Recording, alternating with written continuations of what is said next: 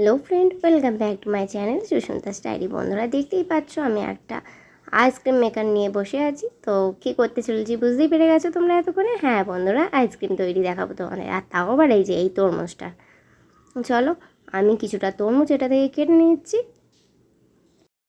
দেখো ছোটো ছোটো পিস করে কেটে নিচ্ছি। হ্যাঁ, খুব একটা ছোটো করতে লাগবে না, কারণ এটা তো মিক্সিতেই ব্লেন্ড করবো না, কিন্তু তাও একটু ছোটো ছোটো করেই কেটে নিয়েছি। বন্ধুরা যারা এখনও চ্যানেলটা সাবস্ক্রাইব করোনি প্লিজ সাবস্ক্রাইব করে নাও, আরও কিন্তু ভিডিও আসতে চলেছে খুব শীঘ্রই। আর হ্যাঁ, ভিডিওটা ভালো লাগলে একটা লাইক করে দিও আর শেয়ার করতে ভুলো না কিন্তু বন্ধুদের সাথে। গরমের দিনে এরম একটা আইসক্রিম হলে জাস্ট জমে যাবে। তো চলো, আমি তো মিক্সারে দেখতেই পাচ্ছ তরমুজটা নিয়ে নিচ্ছি। এরপর আমি অ্যাড করে নিচ্ছি জলজিরাটা। এটা অপশনাল, তোমরা দিতেও পারো নাও দিতে পারো। আমি যেহেতু একটু টক মিষ্টি ভালোবাসি তাই দিয়েছি। আর এই দেখো এটা দিয়ে দিয়েছি চিনি। চিনিটাও তোমরা তোমাদের স্বাদ বুঝে দেবে, যে যেমন মিষ্টি খাবে তেমন অনুযায়ী দেবে। না, এবারে তো ব্লেন্ড করে নিয়েছি। আর ব্লেন্ড করার পর কী করতে হবে দেখো, একটা বাউল নিয়ে নিয়েছি আর তার মধ্যে এই ছাঁকনিটা দিয়ে আমি এবারে এটা রসটা ছেঁকে নেবো, কারণ বীজটা কিন্তু আগে আমি ছাড়াইনি। তো সবই ব্লেন্ড হয়ে আছে। এবারে এইটা দিয়ে ছেঁকে আমি সেগুলোকে সব বাদ দিয়ে দেবো। হ্যাঁ, এটাতে কিন্তু আমি কোনো রকম ফুড কালার ইউজ করিনি বন্ধুরা।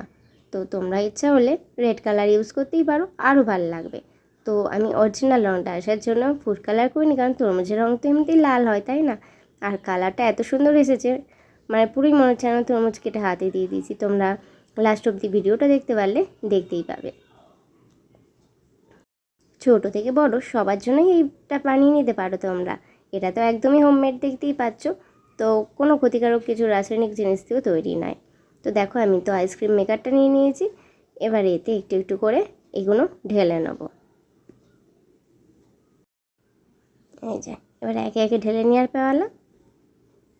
ঢেলে নিয়ে এটা কিন্তু কমসে কম 24 ঘন্টার মতন রাখতেই হবে ফ্রিজে, নাহলে কিন্তু ভালোভাবে আইসক্রিমটা তৈরি হবে না। দেখো আমার পরিমাণটা একটু কম হয়ে গেছিলো বন্ধুরা, তাই মোটে 4টে হয়েছে।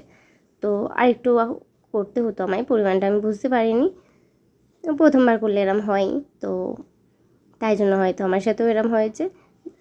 যাই হোক, তো চলো এবারে এটাকে ফ্রিজে দিয়ে দেবো। আর 24 ঘন্টা পরে আমি দেখবো যে এটার রেজাল্ট কী হলো, আর সাথে তোমাদেরও দেখাবো। তো বন্ধুরা একদিন ট্রাই করো আর আমাকে কিন্তু জানাতে ভুলো না কেমন হয়েছিল আইসক্রিমটা। চলো বাচ্চাদের আজকে বিকেলেই করে দাও এই তরমুজের আইসক্রিমটা, আর খেয়ে তাদের জিজ্ঞাসা করো কেমন লাগলো, আমাকেও জানিও প্লিজ।